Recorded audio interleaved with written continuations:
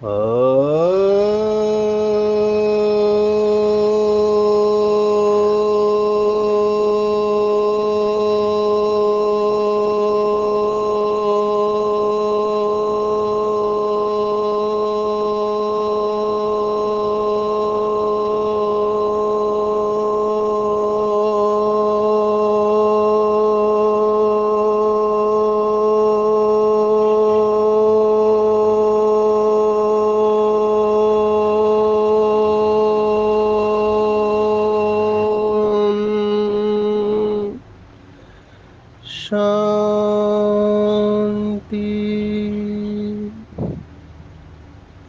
आज 2 सितंबर 2023 भारत में शनिवार है।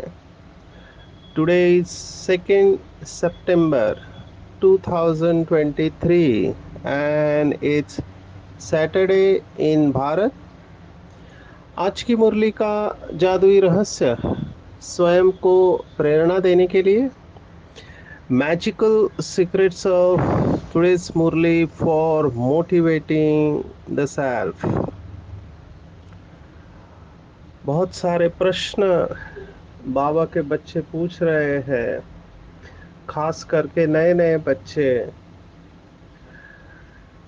उन सबको मैं यही कहूँगा कि आप मुरली का बहुत गहराई से स्टडी करें।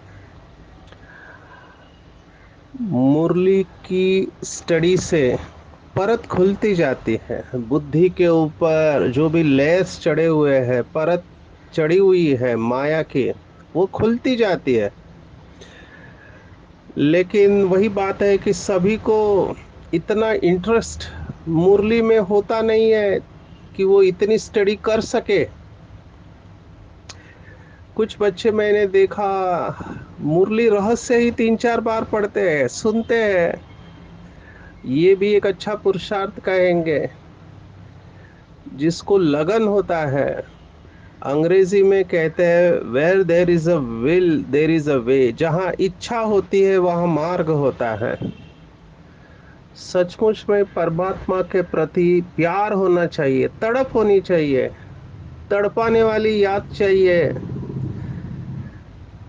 बाबा कहता है, हमारी दादियाँ भी कहती थी कि बाबा और बाबा की सेवा श्वासोश्वास होनी चाहिए। अगर सेकंड भी आप बाबा को भूलते हैं तो डिसरिगार्ड है। क्यों?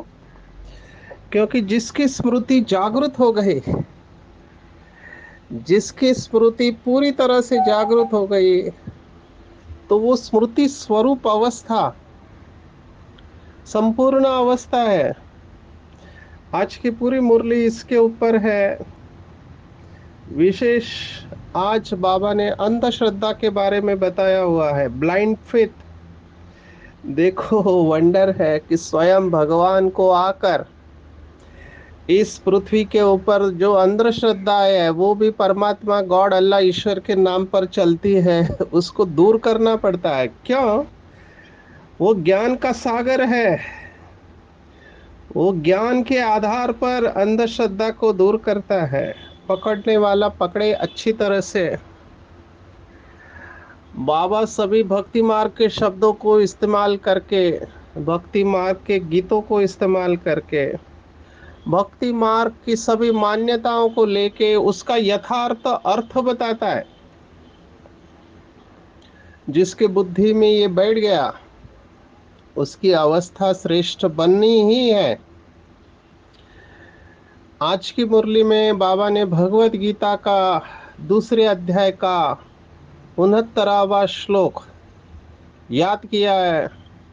पूरा हम इसी एक श्लोक के ऊपर जा सकते हैं। 69th verse of second chapter of Bhagavad Gita, जो बहुत गहरी बात है।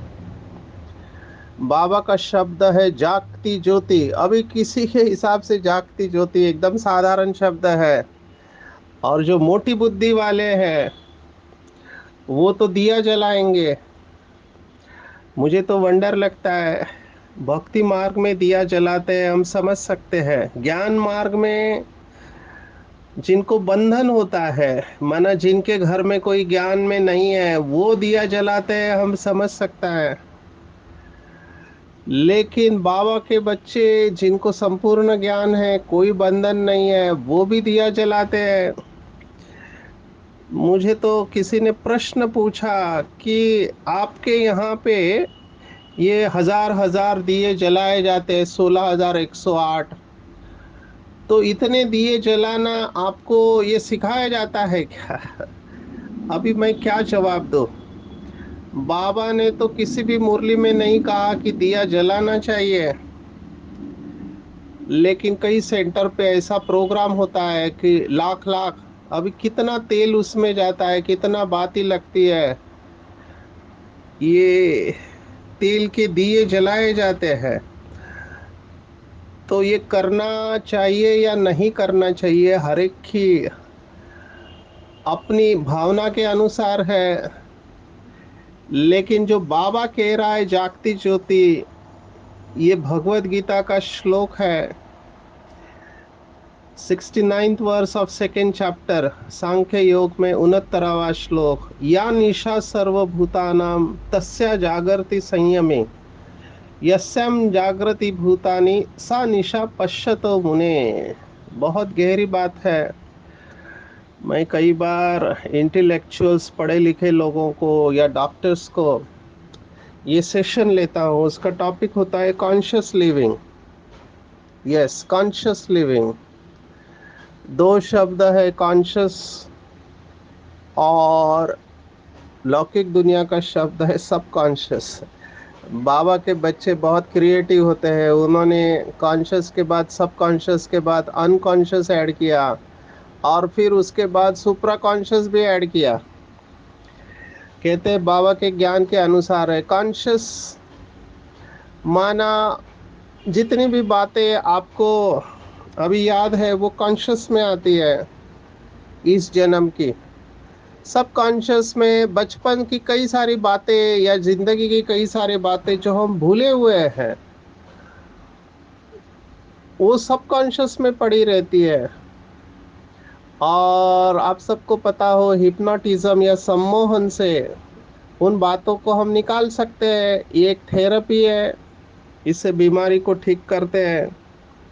बहुत सारा डर पड़ा हुआ रहता है सबकॉन्शियस माइंड में, हमारे पैटर्न्स होते हैं, माना हमारे दृष्टिकोण होते हैं, वृत्तियाँ होती है, जिसके वजह से हम कुछ कर्म करते हैं, वो सब अंतर मन में या सबकॉन्शियस माइंड में होते हैं। उसके नीचे की परत होती है अनकॉन्शियस। तो अनकॉन्शियस माना पिछले जन्मों की सभी बातें अनकॉन्शियस में होती है। और सुप्रा कॉन्शियस माना जो परम धाम की स्मृतियां है, वो सुप्रा कॉन्शियस में रहती है। मैंने सुना है कि एक डबल फॉरेनर ने यह अनुभव सुनाया कि कहाँ पर ओपनली ये सेशन चल रहे थे, जिसको हिप्नोटिक रिग्रेशन कहते हैं। रिग्रेस करना माना पीछे लेके जाना। तो एक आत्मा को ऐसे पीछे लेते लेते कई जन्म पीछे लेते गए। तो उसने एक स्थान का वर्णन किया, उसको पूछा गया कि तुम कहाँ हो, तब उन्होंने कहा एक बहुत सुंदर दुनिया है जहाँ चारों तरफ लाइट ही लाइट है, लाइट के अलावा कुछ नहीं है। तो उसको पूछा कलर कैसा है, तो उन्होंने कहा गोल्डन रेड लाइट है।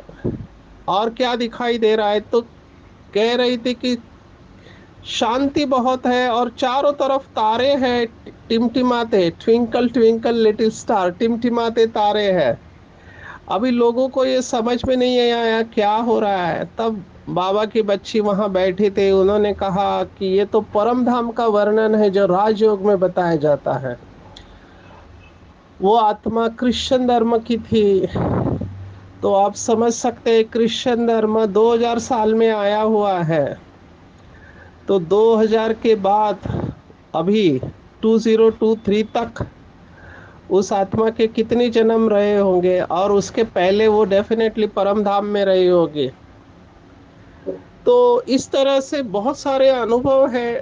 हिप्नोटिक रिग्रेशन पीछे जाते जाते आप यह अनुभव कर सकते हैं। इनफैक्ट बाबा ने भी इसको एक्नॉलेज किया है। बाबा ने मुरली में कहा है, बाबा ने कि ये बातें बहुत कम लोगों को समझ में आती है, हालांकि है बहुत सरल। बाबा ने कहा कई बच्चों के अभी तक तमो प्रधानता के संस्कार है, कई रजो तक पहुंचे हैं, कई सतो तक पहुंचे हैं, सतो प्रधान पहुंचने वाले बहुत कम है। माना बाबा भी ये जर्नी ही बता रहा है कि आप कलयुग कॉन्शियसनेस से, कलयुग की चेतना से सतयुग की चेतना तक आपको जाना है। तो हम भी रिवर्स जाते हैं। एक प्रकार से देखा जाए तो बाबा भी हमको रिग्रेस कर रहे हैं, बता रहे हैं, एक एक युग की फाइल खोल रहे हैं। इसी को हम कहेंगे जागती ज्योति। ये श्लोक का अर्थ है कि जो संपूर्ण प्राणियों के लिए रात्रि है, वो नित्य ज्ञान स्वरूप स्थित प्रज्ञ योगी के लिए प्रकाश है, दिन है। और जिस नाशवान संसारिक सुख की प्राप्ति में सब प्राणी जागते हैं, वो मुनि के लिए रात्रि के समान है। तो ज्योति जगना और ज्योति बुझना, देखो भक्ति मार्ग में कितना अटेंशन रखते हैं, वो तो ज्योति को बुझने नहीं देते हैं। मैंने देखा है कई मंदिरों में अखंड ज्योति जलते रहते हैं, वो बुझने ही नहीं देते, तेल डालते रहेंगे डालते रहेंगे। और ज्योति जगना उसको अलौकिक समझते हैं, कोई तो दिव्यता है, दिव्य शक्ति है। मेरे ख्याल से नॉर्थ में एक मंदिर है ज्वाला देवी का, वहां पे अखंड ज्योति जगती रहती है जमीन के अंदर से। साइंटिस्ट कहते हैं कि वो गैसेस निकलते हैं जो ऑक्सीजन के साथ आके संपर्क में आते ही ज्योति जगती है। अगर आपने इंडियन ऑयल्स वगैरह कंपनियों के प्लांट्स देखे जहाँ पे एक्सट्रैक्ट होता है, तो उनका जो टावर होता है बहुत बड़ा चिमनी, वहां पे आग कंटिन्यूअसली जलती रहती है, कंबशन होता है, क्योंकि जैसे वो ऑक्सीजन के संपर्क में आती है आग जलती है। अभी यहाँ पे कोई टावर वगैरह नहीं है, लेकिन पहाड़ है तो लोग समझते हैं ये भगवान का चमत्कार है। साइंस कहता है ये कोई चमत्कार नहीं है। तो बाबा भी ये कह रहा है कि बच्चे इसका यथार्थ अर्थ समझो, कि जब दुनिया वाले सोते हैं तो योगी जागते हैं, और जब योगी जागते हैं तो दुनिया वाले सोते हैं। ये बहुत बहुत इम्पोर्टेंट पॉइंट है। पहले जगा हुआ योगी किसे कहेंगे? जिसकी सदैव जागती ज्योत है, बाबा ने कहा वो सतयुग कॉन्शियसनेस में है। इसको अच्छी तरह से चिंतन करना, समय कम पड़ेगा ये सब समझने में। अच्छी तरह से जिसकी जो ज्योति जगी हुई है, बाबा ने कहा उसके ऊपर बृहस्पति की दशा बैठ जाती है। और जिसके ऊपर बृहस्पति की दशा बैठती है, वो विश्व के मालिक बन जाते हैं। इसको अच्छी तरह से समझना है। बहुत सरल पुरुषार्थ है। अगर देखा जाए तो हमको ये देखना चाहिए कि इस समय मेरी चेतना कौन सी है। कलयुग की चेतना माना body consciousness and consequent vices which comes along with body consciousness, देह भान और अभिमान की चेतना, जिसके वजह से जो विकार इसके साथ में आते हैं, काम क्रोध लोभ मोह अहंकार, ये इस समय की चेतना है। और जिसके ऊपर ये चेतना जिसकी रहती है, उसके ऊपर बाबा ने कहा राहु की दशा होती है। तो चेक करना चाहिए कि मेरी ज्योति जगी हुई है या जगती है और बुझ जाती है। बाबा आया है बुझी हुई ज्योतियों को जगाने के लिए। बाबा ने यही कहा है कि बच्चे फर्क क्या है, सतयुग के हर घर में क्या होगा और कलयुग के हर घर में क्या बन गया है। तो बाबा ने कहा सतयुग के हर घर में खुशियां है। सतयुग में डॉक्टर्स ही नहीं है, ना वहां पे कोई डिप्रेशन में जाएगा, ना वहां पे कोई चिंता की बीमारी होगी। थोड़ा कल्पना करके देखो, राजा भी सुखी है प्रजा भी सुखी है, यथा राजा रानी तथा प्रजा कहते हैं। वहाँ डिप्रेशन की गोलियां नहीं लेना पड़ेगा, वहाँ नींद की गोलियां नहीं लेना पड़ेगा, वहाँ पर आत्महत्या नहीं होगी, ना वहाँ पे किसी का बीपी बढ़ेगा, ना वहाँ पे किसी को हार्ट अटैक आएगा जैसे यहाँ पर आता है। तो वहाँ कोई बीमारी नहीं होगी सतयुग में, और सबके घर में खुशियां होगी। कोई रोएगा भी नहीं, जब जैसे मरते हैं यहाँ पे कितना रोते हैं, चिल्लाते हैं, और कितने दिनों तक रोते हैं, क्योंकि मोह है, मोह के वजह से रोते हैं। तो वहां पे विधवा शब्द ही नहीं होगा, क्योंकि वहां पे संपूर्ण ज्ञान है। सब स्वीकार करेंगे कि आत्मा, इसका टाइम हो गया, ये जाएगी, अब बच्चा बनेगी, तो मरने वाला भी नहीं रोता है, उसके घर वाले भी नहीं रोते हैं। थोड़ा कलयुग में आओ तो यहाँ पे बाबा ने कहा घर घर में गमी है, चिंता है, हर घर में अंधियारा है। मैंने देखा है, मैं बहनों के साथ इसके बारे में बात करता हूँ। अभी हम तो गार्डन में रहते हैं म्युनिसिपल कॉरपोरेशन का, तो यहाँ कोई है नहीं किचन में, लेकिन वो दोनों तीनों लाइट चालू रखेंगे। तो मैं कहता हूँ कोई नहीं तो लाइट बंद कर देना चाहिए। तो भक्ति मार्ग का बिलीफ है कि शाम को लाइट चालू रखते हैं तो लक्ष्मी आती है। मैं कहता हूँ लाइट चालू रखने से लक्ष्मी जाती है, क्योंकि इलेक्ट्रिसिटी का बिल होता है। आपको जरूरत लगती है, अगर कोई आने वाला है तो बटन बाहर लगाओ, तो आने से पहले आप लाइट चालू कर सके। तो ये भी मान्यता है, बहुत छोटी छोटी बातें होती है लेकिन बहुत इंपॉर्टेंट होती है। हमारे कई सेंटर पर सोलार लगे हुए हैं, और हमारे एक भाई है जो एनर्जी का ऑडिट करते हैं। बहुत सुंदर सेवा है उस आत्मा की, बचपन से ज्ञान में है।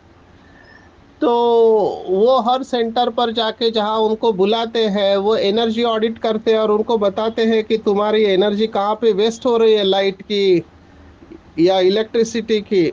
और उन्होंने ये करके दिखाया है कि उनके सेंटर का जो बिल है वो जीरो आता है, क्योंकि लाइव ऑप्टिमाइजेशन उन्होंने करके दिखाया है। जीरो बिल आता है, कई सालों से वो बिल ही नहीं भर रहे, क्योंकि उन्होंने अपना एनर्जी ऑडिट करके बहनों को भी ऐसी ट्रेनिंग दी है कि लाइट को कैसे बचाना चाहिए। और उनको गवर्नमेंट ऑफ महाराष्ट्र की तरफ से कई साल अवार्ड मिले हुए हैं।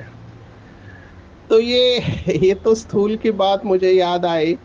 बाबा ने इसी बात को आत्मा के लिए भी बताया है। बाबा ने मुरली चलाई, बच्चे आप बजट रखो, संकल्पों का बजट, वाचा का बजट, कर्मणा बजट रखो। तो बाबा का भाव ये है कि आपकी एनर्जी लीकेज हो रही है, जितनी एनर्जी लीकेज होगी उतना कमजोर अनुभव करेंगे। अभी बाबा के शब्द बहुत सिंपल होते हैं, उसको समझना चाहिए। What do you mean by energy leakage? अभी थोड़ा हम इसको समझते हैं। बाबा ने कहा था कि खाया पिया खत्म किया, जमा नहीं किया। आप थोड़ा अगर चित्र लाओ तो आपके घर में पानी की टाकी है, आपने उसमें पानी भर दिया ताकि दिन भर वो पानी आपको काम में आए, लेकिन आपने पानी की टाकी के लीकेज को प्लग नहीं किया, तो वो थोड़ा थोड़ा करके पानी जाएगा और टाकी खाली हो जाएगी, और फिर खालीपन आएगा, उदासी आएगी, निराशा आएगी, चिंता आएगी। ये सब क्यों आता है? क्योंकि टाकी बुद्धि की ज्ञान रूपी रत्नों से, गुण और शक्तियों से भरपूर नहीं है।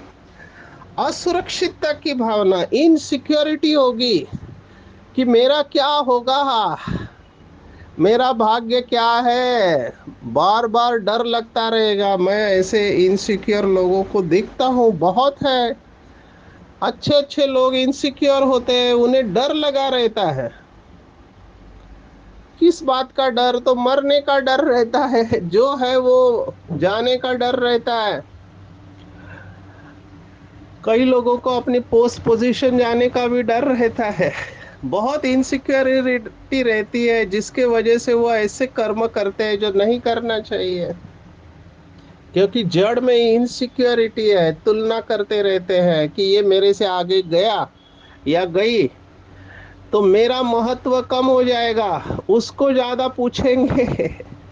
अभी उसको ज्यादा पूछेंगे, मेरे को पूछना चाहिए, इसलिए हर चीज अपने कंट्रोल में रखते हैं। अभी ये सब, इसको हम कहते हैं पावर गेम्स। पावर गेम में योगी जाएगा ही नहीं, क्योंकि हमने देखा है जो समान में रहता है उसे प्रकृति और मनुष्य आत्माएं भी सम्मान देती है। अपने को सिद्ध करने में जाना ही नहीं है। कई लोग चालाकी करते हैं, ऐसे लोग हमको मिलते हैं अनेक स्थानों पर।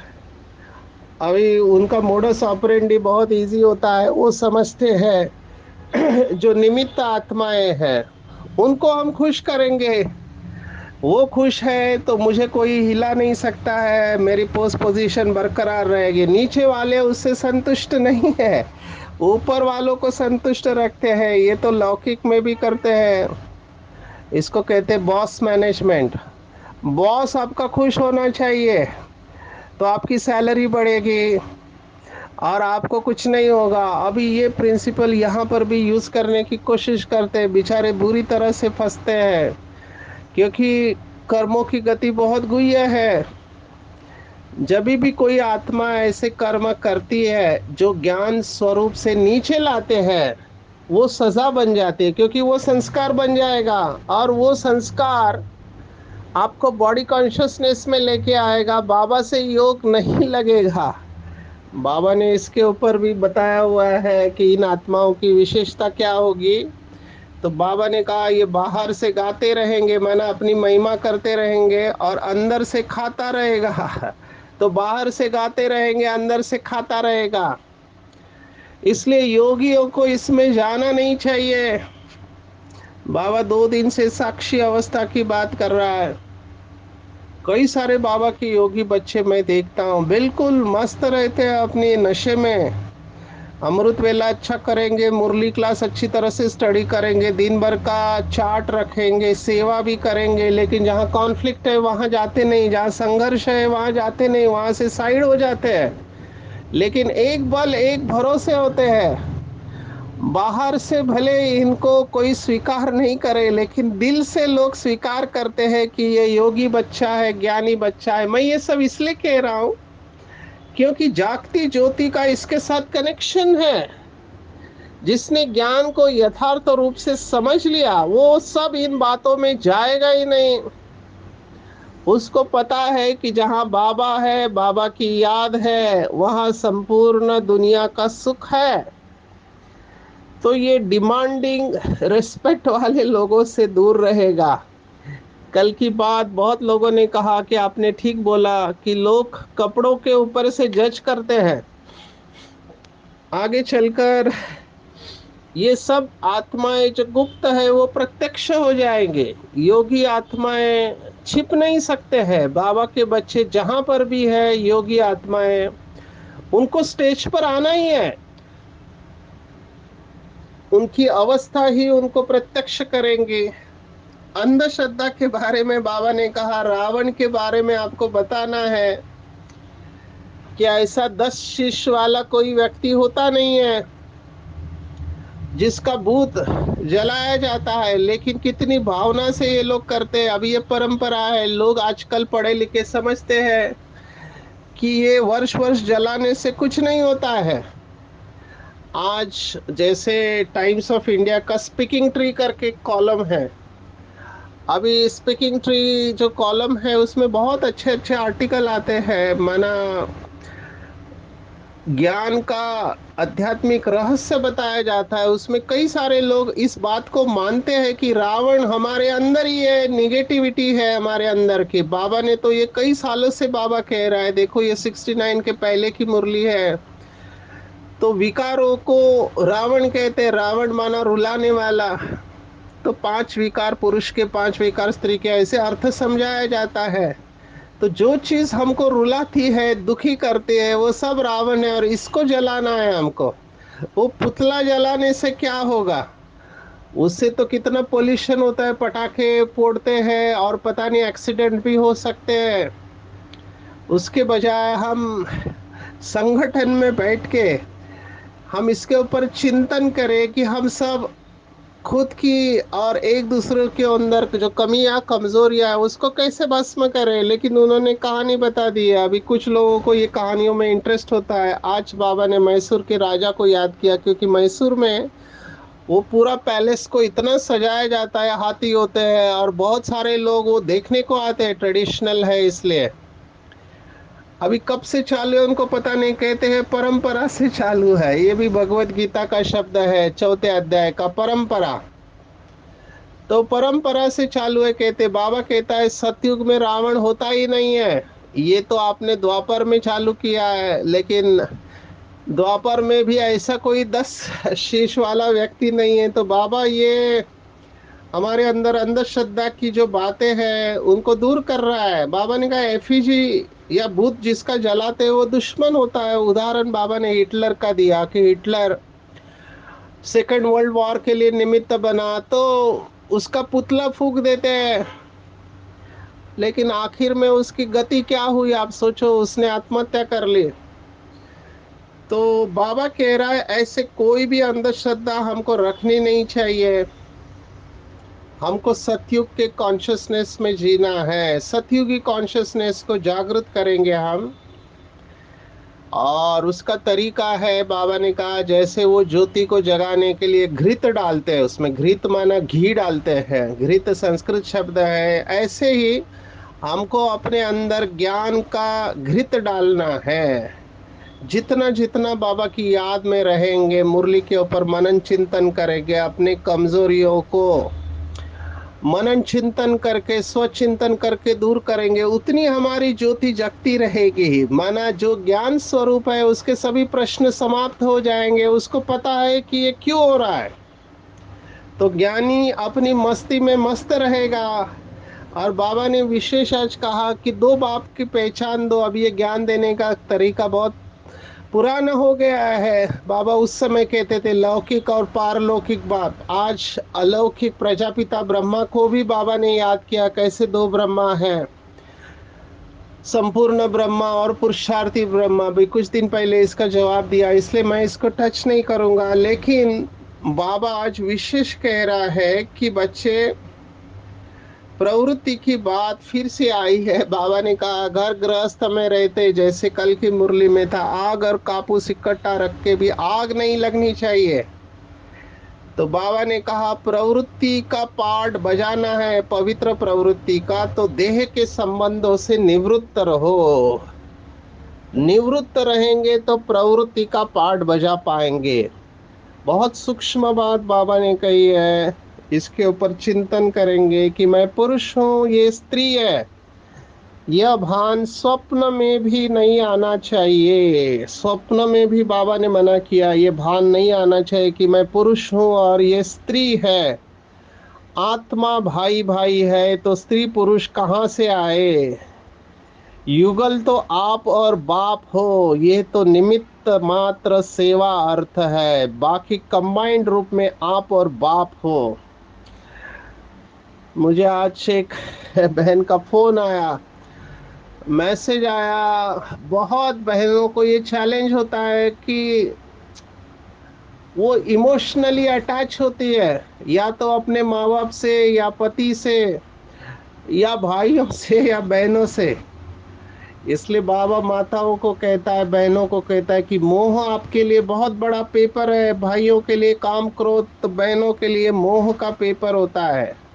ये सब जो भी संबंध आपको खींच रहा है, बाबा ने कहा वो बाप के साथ आप अनुभव करो, उसके साथ कंबाइंड हो जाओ। ऐसे समझ कर चलेंगे तब कहेंगे हिम्मतवान विजयी आत्मा।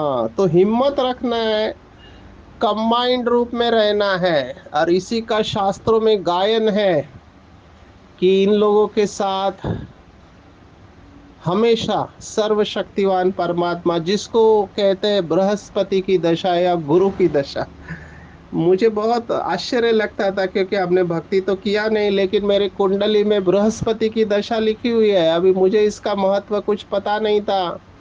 आज जब बाबा ये शब्द इस्तेमाल करता है तब पता चलता है बृहस्पति की दशा जिसके ऊपर होती है उसके जीवन में क्या क्या हो सकता है। इनकी भाषा अलग है ज्योतिष शास्त्र वाले की। देवतागण, बृहस्पति की दशा, ये शब्द मैंने पढ़े थे, लेकिन आज बाबा ने इसका यथार्थ अर्थ हमको समझाया है। ऐसे बच्चे जिनके ऊपर बृहस्पति की दशा है वो सदा संतुष्ट, खुश रहने वाले, खुश नसीब और तीव्र पुरुषार्थी रहते हैं। तो आज पूरे दिन भर में मैं कहूंगा कि हमारी ज्योति जगती रहे, पूरा कॉन्शियस होके हर कदम कॉन्शियसनेस में, माना चेतना में उठाना है। कोई भी अनकॉन्शियस बिहेवियर नहीं होना चाहिए, बेहोशी में कोई भी काम नहीं करना चाहिए। हर कदम, माना हर संकल्प बहुत सोच समझ के करना है। हर बोल, हर कर्म जागृत अवस्था में है, और यही ध्यान में रखना है कि हम सतयुग में जा रहे हैं, तो सतयुग की कॉन्शियसनेस, सतयुग की चेतना, सतयुग में देवी देवताएं हमेशा खुश रहेंगे क्योंकि सोल कॉन्शियस हो गए। तो उस चेतना को जागृत करना है और हर वक्त बाप के साथ कंबाइंड रहना है, संतुष्ट और खुश नसीब रहना है। अच्छा, ओम शांति।